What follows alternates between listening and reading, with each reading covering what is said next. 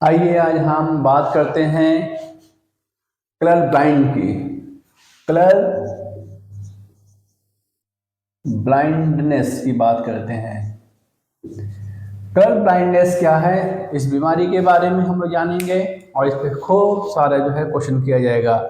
और ये बीमारी कैसे होता है इसके बारे में भी हम लोग बहुत सा डिस्कस करेंगे। तो आइए देखते हैं कि कलर ब्लाइंडनेस होता है क्या है। मेरा नाम मशीहुद्दीन मलिक है और आपसे हम बात करेंगे आज कलर ब्लाइंडनेस की। तो कलर ब्लाइंडनेस क्या है, सबसे पहले तो इसका डिफिनीशन क्या है कि कलर ब्लाइंडनेस होता क्या है।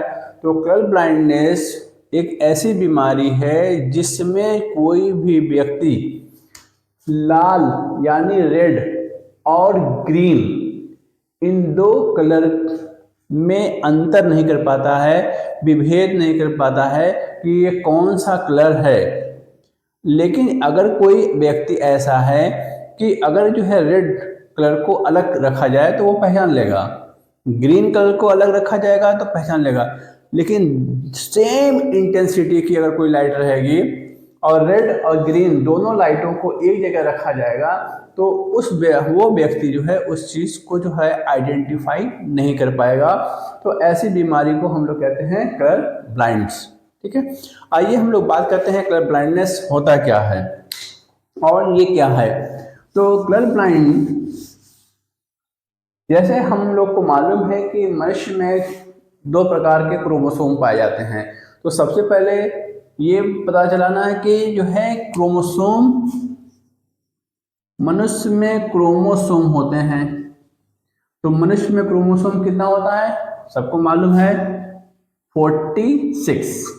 ठीक है, ये 46 क्रोमोसोम में अब जो 22 पेयर है यानी 44 क्रोमोसोम्स अगर मेल की बात करते हैं, मेल में यानी ह्यूमन बीइंग में मेल की बात करते हैं तो उसमें जो 44 क्रोमोसोम है उसको कहते हैं ऑटोसोम।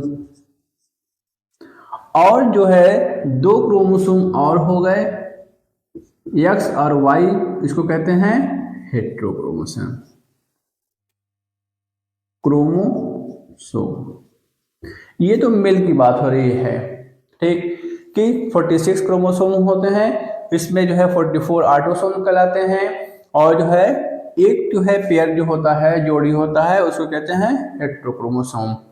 ठीक इसी तरीके से फीमेल की बात करते हैं, फीमेल में भी 46 क्रोमोसोम होते हैं, 44 क्रोमोसोम ऑटोसोम कहलाएगा, ऑटोसोम कहलाएगा।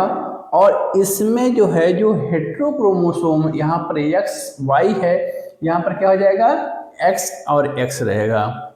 तो इस तरीके से हम देखते हैं कि ये और ये क्रोमोसोम जो होता है इसको सेक्स क्रोमोसोम भी कहा जाता है, हेट्रोक्रोमोसोम भी कहा जाता है। तो हम लोगों को कलर ब्लाइंड के बारे में, इसी क्रोमोसोम के बारे में हम लोग पढ़ेंगे। तो आइए देखते हैं क्या होता है। कलर ब्लाइंड के जो जीन होते हैं वास्तव में वो एक्स क्रोमोसोम पर होता है, यानी इसको कहते हैं कि इसको सेक्स लिंकेज डिजीज भी कहते हैं। सेक्स लिंकेज डिजीज यानी कि जो होता है ये सेक्स क्रोमोसोम एक्स और एक्स वाई पर ये होता है। सबसे जरूरी बात यह है कि ये जो कलर ब्लाइंड के जो जीन होते हैं, मान लीजिए कोई क्रोमोसोम है, ये मान लीजिए हमारे पास एक क्रोमोसोम है, ठीक, ये क्रोमोसोम सिर्फ एक्स क्रोमोसोम होना चाहिए, वाई क्रोमोसोम पर इसके जीन, कलर ब्लाइंड के जीन नहीं पाए जाते हैं, कोई भी मेल हो या फीमेल हो, यानी पुरुष हो या महिला हो, इन दोनों में एक्स क्रोमोसोम पर ही कलर ब्लाइंड के जीन पाए जाते हैं। ठीक, मान लीजिए ये जीन यहाँ पर है, अगर ये जीन पाया जाता है तो उस व्यक्ति में कलर ब्लाइंड के कैरेक्टर आ जाएंगे। और ये जीन किस पे पाया जा रहा है, सिर्फ एक्स क्रोमोसोम पर। अब ये क्रोमोसोम पर होने की वजह से एक पीढ़ी से दूसरे पीढ़ी में माता पिता के लक्षण के साथ ये जो है बच्चों में प्रदर्शित होता है। और जब तक ये जीन रहेगा तब तक उस बच्चे के अंदर या उसके आने वाले पीढ़ी के अंदर कलर ब्लाइंड की बीमारी रहेगी। तो आइए हम देखते हैं इसके आगे क्या होता है। अब जो है इसमें दो चीज़ें हैं। पहली चीज़ तो ये है कि ये क्रोमोसोम कहाँ पाया जा रहा है, एक्स क्रोमोसोम पर। इसलिए अगर एक्स क्रोमोसोम पर पाया जा रहा है तो अगर दोनों जीनों पे, अगर फीमेल के दोनों क्रोमोसोम पर कलर ब्लाइंड के जीन पाए जा रहे हैं तो इसको कहा जाएगा कलर ब्लाइंड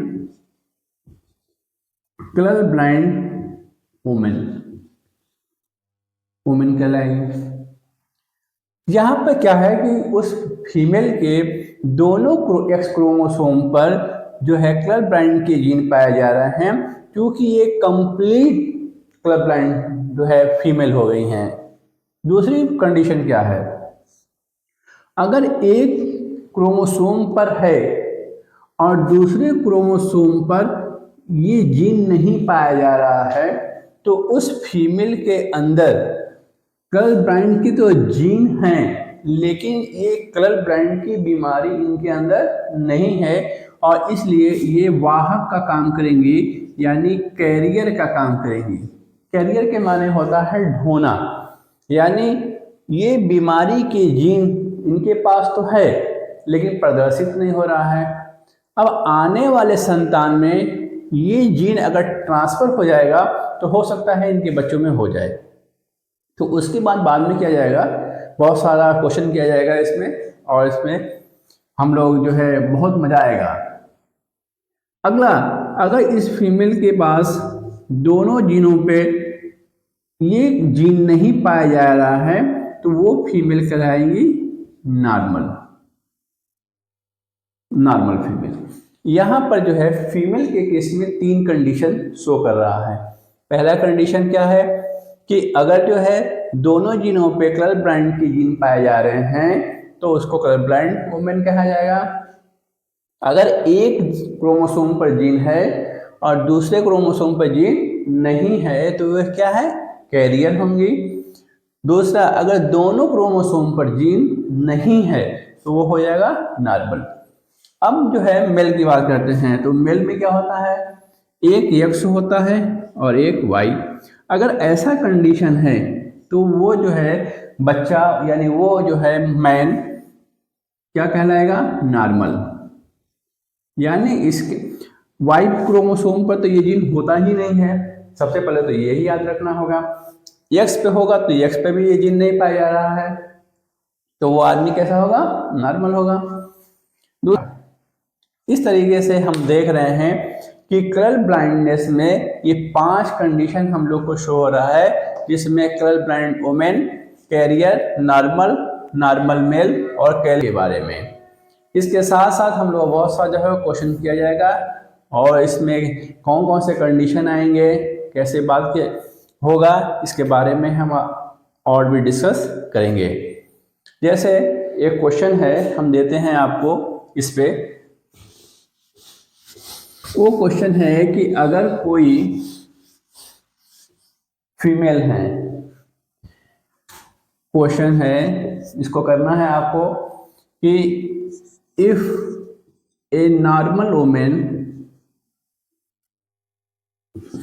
वुमेन मैरिड, अगर किसी महिला की शादी married with color blind person, then what will be percentage of their offspring of color blind?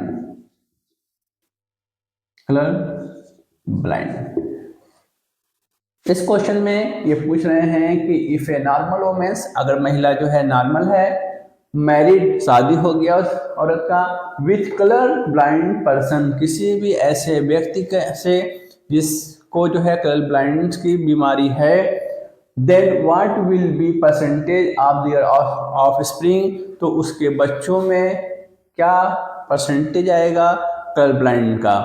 तो ये सवाल, ये क्वेश्चन आप जो है लगा के रखिएगा। अगले जब भी पीरियड होगा उसमें इसके बारे में हम लोग डिस्कस करेंगे। तब तक के लिए आप लोग जो है मज़े से पढ़िए। और हमारा यूट्यूब चैनल भी है जिसका नाम है न्यूक्लियन साइंस क्लासेस, वहाँ पर भी जाकर आप लोग जो है सब्सक्राइब कर सकते हैं। तब तक के लिए आप लोग खुश रहिए। Thank you very much.